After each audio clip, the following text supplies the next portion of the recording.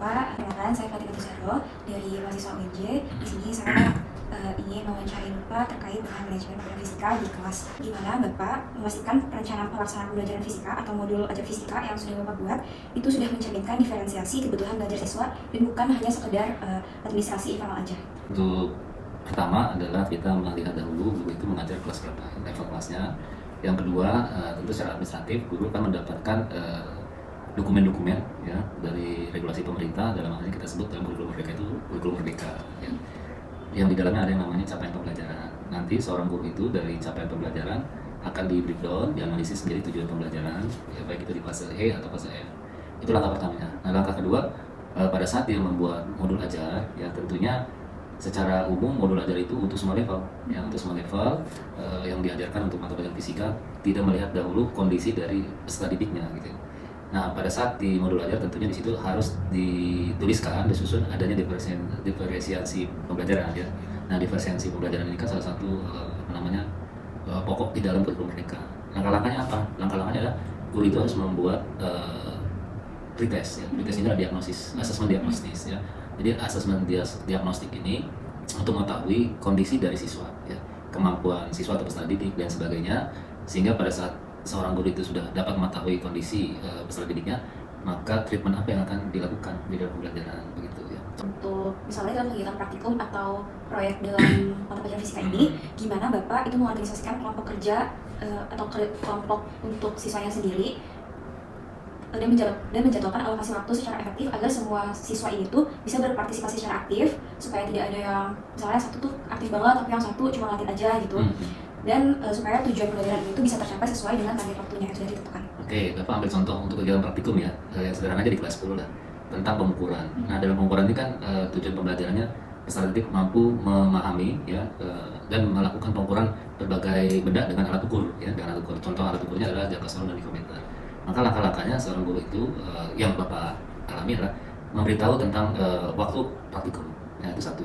Kedua, mengingatkan mereka setelah dibagi kelompok ya, kelompok ini mencari literatur, informasi tentang pengukuran dengan menggunakan jangka sorong dan alat lain ya, yang sebelumnya sudah didiskusikan di dalam kelas. Ini sebagai penguatan saja.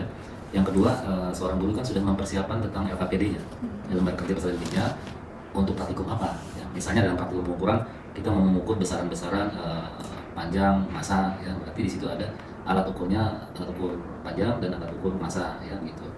Jadi setelah diberikan pendahuluan persiapan, mereka masuk ke dalam lab, dibagi dengan kelompok, kemudian tadi kan dikatakan supaya semuanya aktif ya, maka maksimal itu biasanya 6 orang satu kelompok. Dari satu kelompok 6 orang itu kita berikan alatnya 2 ya, otomatis mereka akan aktif untuk melaksanakan praktikum. Satu orang mengukur massa, satu orang mengukur panjang benda, sehingga itu mengaktifkan mereka di dalam praktikum. Di samping pengawasan ya, pengawasan dari gurunya tentunya. Jadi mana anak-anak yang kurang aktif itu diberikan motivasi. Ya, metode dan gaya pengarahan apa yang paling efektif yang Bapak gunakan saat materi fisika yang materi itu terasa abstrak gitu Pak, atau rumit untuk dipahami oleh peserta didik itu sendiri. Lalu gimana Bapak mengelola emosi dan interaksi siswa di kelas untuk mempertahankan suasana belajar supaya tetap positif dan tetap fokus? Menjelaskan sesuatu yang abstrak yang di pikiran anak-anak ya, kita cari dalam bentuk model ya. Model misalnya contoh yang abstrak itu adalah gaya ya. Gaya kan abstrak ya. Gaya abstrak. Nah, untuk menunjukkan gaya itu apa, maka diberikan demonstrasi ya, oleh seorang guru itu ya, demonstrasi. Contoh misalkan ada namanya gaya gesek. Ya, gaya gesek itu apa sih? Akan abstrak ya. Maka kita dorong misalnya suatu benda terhadap lantai ya akan timbul bunyi ya begitu. Nah, bunyi itu menunjukkan bahwa itu terjadi gesekan. Nah, tinggal dijelaskan kalau kita dorong satu benda ke depan, tentu gaya geseknya ke belakang. Ya, nah dari situ sesuatu yang abstrak kita bawa ke yang faktual dulu. Ya. Dari faktual kemudian baru kita jelaskan konsepnya secara gambar. Ya, itu bicara tentang pendekatan ya. Nah, jadi pendekatannya bisa demonstrasi, bisa pembuatan model dan sebagainya gitu.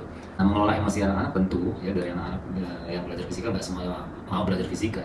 Pasti antara anak-anak itu yang kurang fokus, bahkan ada yang tidur dan sebagainya.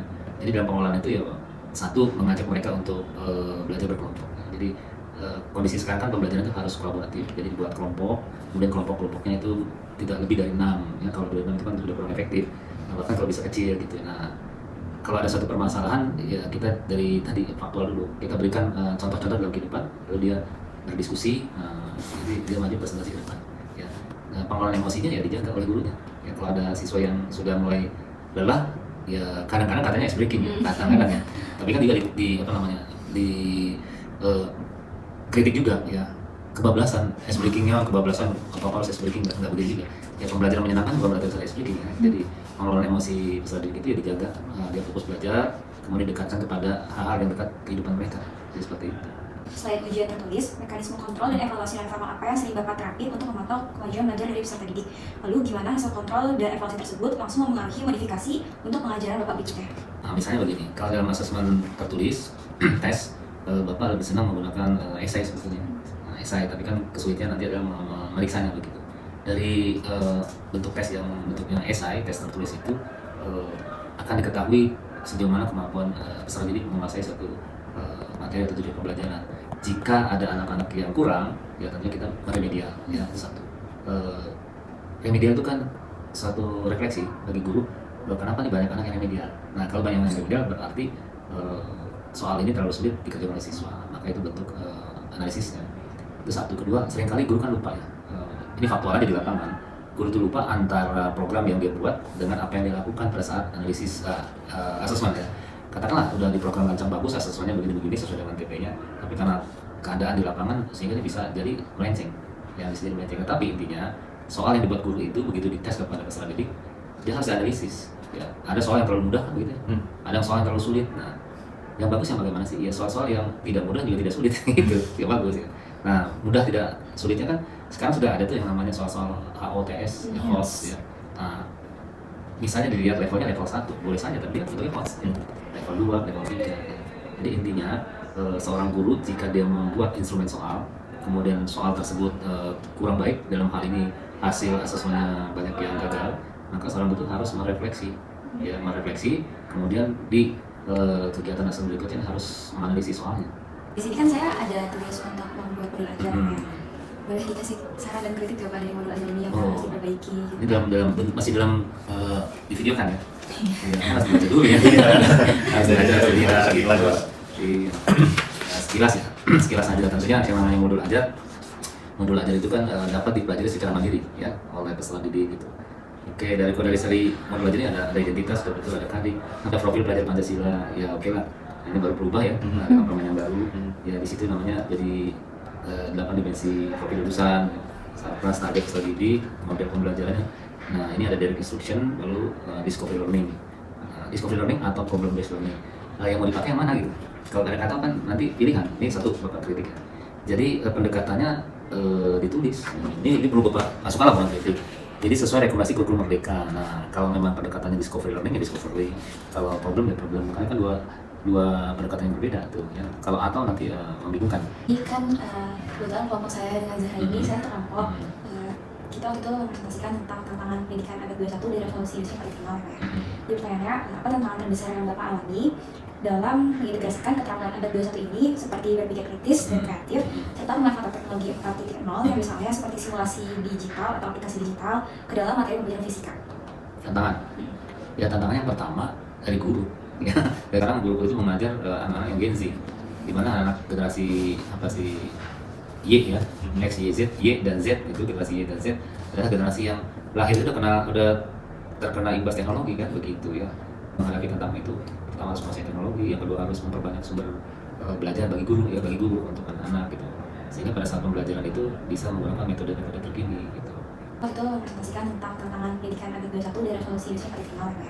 Jadi pertanyaannya, apa tantangan terbesar yang Bapak alami dalam mengintegrasikan keterampilan abad 21 ini seperti berpikir kritis dan kreatif serta memanfaatkan teknologi 4.0 yang misalnya seperti simulasi digital atau aplikasi digital ke dalam materi pembelajaran fisika?